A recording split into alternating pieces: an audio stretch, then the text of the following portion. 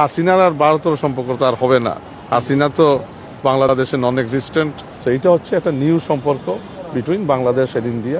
ভারতের সাথে শেখ হাসিনা আমলের সম্পর্কের ধারা বদলে সম্পূর্ণ নতুন এক অধ্যায় শুরু করতে যাচ্ছে বর্তমান সরকার। সোমবার ভারতীয় হাই কমিশনার প্রণয় বর্মার সাথে প্রধানমন্ত্রী তারেক রহমানের সৌজন্য সাক্ষাৎ শেষে বার্তা দিয়েছেন পররাষ্ট্র উপদেষ্টা হুমায়ুন কবির।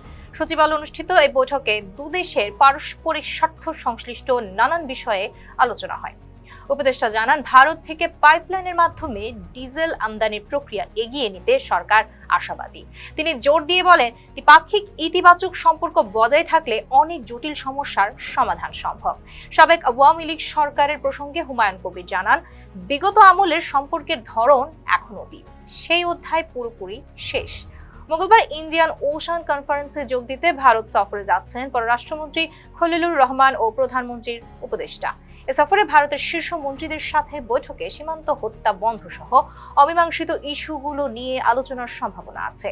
দেশের স্বার্থ রক্ষা করে প্রতিবেশী দেশের সাথে নতুন এই পথ চলা শুরু হতে যাচ্ছে।